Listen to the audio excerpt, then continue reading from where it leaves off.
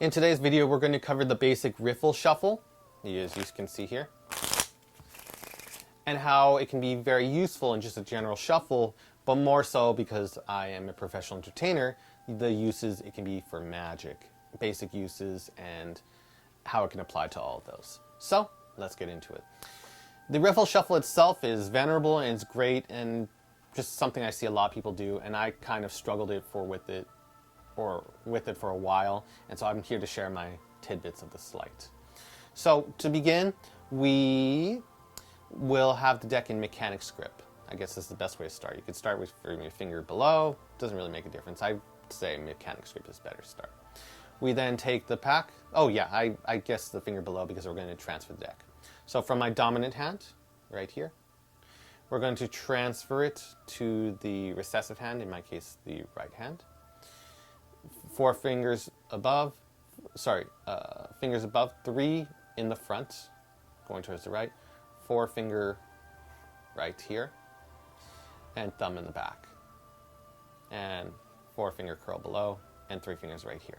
So, there, and then 4 finger curls in, and you pick up the deck, thumb from the back. Now what we're going to do at this point, and we turn the deck upwards like so. So, again, here we go, 4 finger right here, hand comes over, 4 finger curls, pick up the deck, right here, thumb in the back, and thumb can be a little more to the left, and then we turn the deck up like so. This is where we're going to riffle off the pack. At this point, our fingers curl in a little bit. The thumb will now riffle off like it's riffling off a page from a book or a newspaper, like so. And it's going to riff off about, and we're going to use this 4 finger right here to be a stopgap for it. And again, if it bends too much, you can bend it back. So you can use your 4 fingers from the front, thumb in the back, and just 4 finger right here, and just bend it forward like so. Make it a little bit easier for yourself.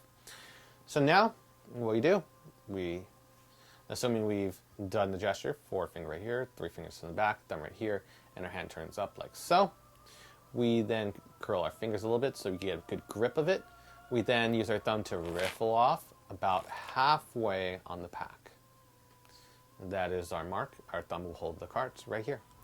We then let the fingers let go. So these 3 fingers right here, second, third, and 4th fingers, will let the pack fall into the other hands. And it falls into the other 3 fingers, second, third, and 4th finger right here. And it's going to hit the phalange, the first phalange, right here as I do it.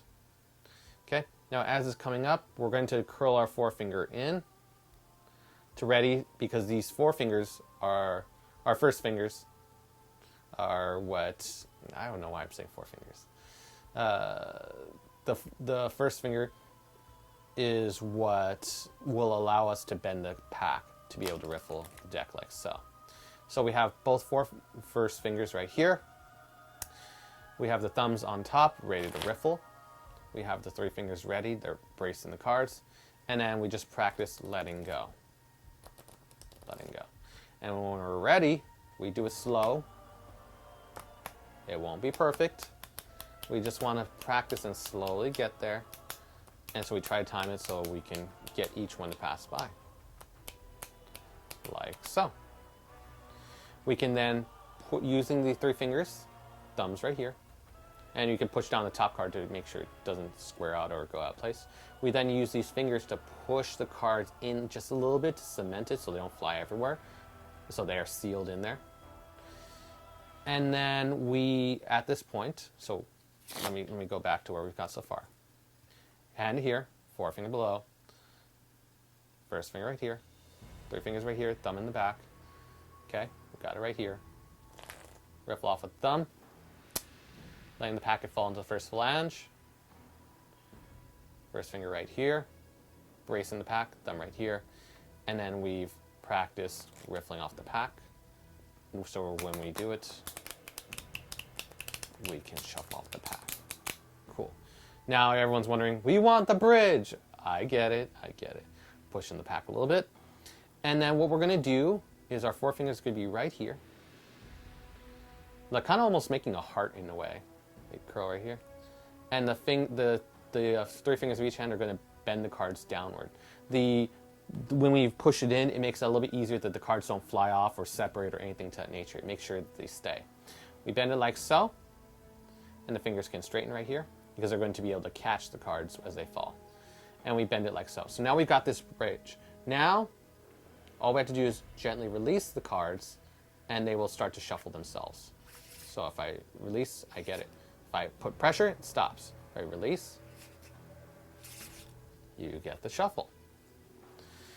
And if you keep on doing it, it will, well, actually no, because you bend it upwards, downwards. You just want to bend it upwards after. No, actually no. If you keep on shuffling, it bends up. So you don't have to really fix it too much, but it will be in a downward state, bent state. So we want to be aware of that. So as we've done before, I'll just do an overview. Boom. Slow, medium-sized motion. Okay. We've got to here. We've started to get an idea of how to riffle. Okay. We've put our thumbs right here to make sure the cards don't fly off.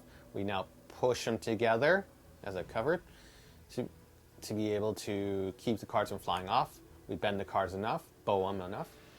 So we got this position. And we practice timing it so we can get the cards to release. So if we release it just the right amount, you see the cards shuffle. So in normal motion, it looks like this. Boom, and then boom.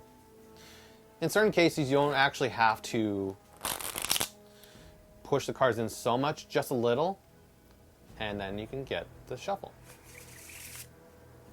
And so practice makes perfect, just being able to get it and getting it in line. Again, you don't want to go fast, you want to start slow and then build up speed. If you try to do it fast, you'll fall over the place and get frustrated. And it doesn't even, really matter that much. For many cases, the slower you can do something perfectly, the better you know it.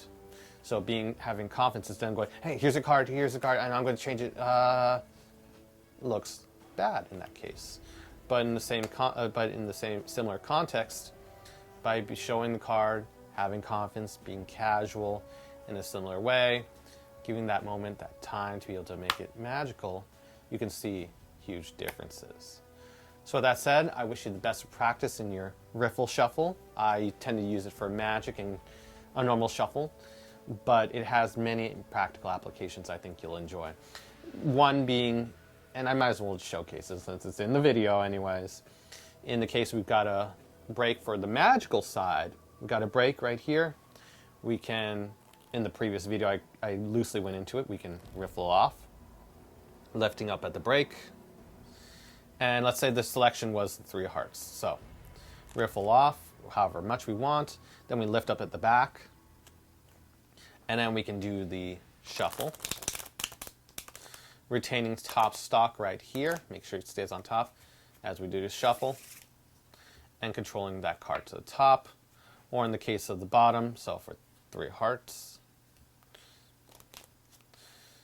we can do the Daryl gesture as I covered the last video, hopelessly lost, and then riffle, shuffle off the cards. Oop, 1 card went off. And then you can see the card controlled to the bottom. So, and it has many more uses, but I just want to give those to you just as a brief way for the video. We're going to cover more in the upcoming videos. But I hope you enjoyed that, and good luck in your practice, and see you in the next video.